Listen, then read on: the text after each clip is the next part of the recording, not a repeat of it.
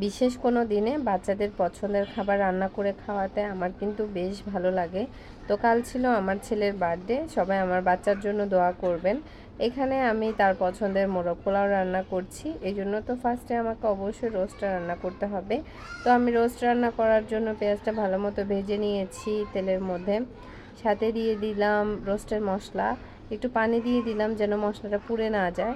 আর এখানে বাটা মশলার মধ্যে দিয়েছি আমি কাঠবাদাম, কাঁচামরিচ, আদা, রসুন সব একসাথে মিক্স করে আমি একটু ব্লেন্ডার করে নিয়েছি, সেটা আমি পুরোটাই দিয়ে দিয়েছি। আর দিয়ে দিয়েছি 1 কাপের মতো টক দই, সাথে আমি বাসায় বানিয়েছি ইনস্ট্যান্ট, যেহেতু আমার বাসায় টক দই আনা ছিল না, তো আমি লেবুর রস দিয়ে টক দইটা বানিয়ে নিয়েছি। যাই হোক, এখন আমি এখানে ধুয়ে রাখা চিকেনগুলো দিয়ে দিচ্ছি। চিকেনগুলো আমি একটু ছোট পিস করে কেটেছি, কারণ এত বড় পিস বাচ্চারা খেতেও পারবে না, আর আমরা তো পারবোই না। এই জন্য আমি একটু ছোট করে দিয়েছি, যেন যে যার মতো করে খেয়ে নিতে পারে। তো এখানে হচ্ছে আমি কয়েকটা ডিমও সেদ্ধ করে রেখেছিলাম, ওদিকে রোস্টটা হতে থাক। আর এই পাশে হচ্ছে আমি পোলাওটা রান্না করছি। একটু পেঁয়াজ তেলের মধ্যে ভালো মতো ভেজে ধুয়ে রাখা চালটা দিয়ে সুন্দর মতো একটু ঝরঝরা করে ভেজে নিয়েছি। তারপর ওখানে আমি সাথে হচ্ছে দুধ আর পানি মিক্স করে যতটুকু পরিমাণ দরকার হবে ততটুকুই দিয়ে পোলাওটা এখন রান্না করে নেব।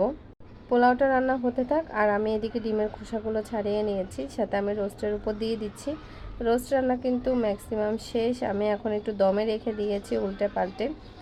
যাই হোক, এই রান্না কিন্তু ঝটপট রান্না করা যায়, তো সবার অনেক পছন্দের। আর এদিকে কিন্তু পোলাওটাও রান্না হয়ে গিয়েছে, পোলাওটা একটু নেড়ে চেড়ে নিচ্ছি। আর এখন হচ্ছে আমি পোলাওয়ের উপরে রোস্ট রান্না করে রেখেছিলাম সেটা দিয়ে দিব। সবার খুবই ভালো লেগেছে, তো আমি একটা একটা করে রোস্ট দিয়ে দিচ্ছি। আর এটা দেখতে যেমন লোভনীয় লাগছে, খেতেও কিন্তু বেশ মজা লেগেছে। ডিমটা আমি আলাদা করে ভুনা করেও দিতে পারতাম, কিন্তু ওইভাবে সময় বেশি লাগতো, এজন্য আমি একসাথে দিয়ে দিলাম। আর আপনারাও চাইলে বাচ্চাদের স্পেশাল ডেতে এভাবে সারপ্রাইজ দিতে পারেন। আমি একটা কেকও বানিয়েছি, কিন্তু সেটার ফুল রেসিপি নিইনি, বাট আমি ছোট ছোট করে ক্লিপ নিয়েছি, কিভাবে ডেকোরেশন করেছি সেটা আপনাদের সাথে শেয়ার করব পরের ভিডিওতে।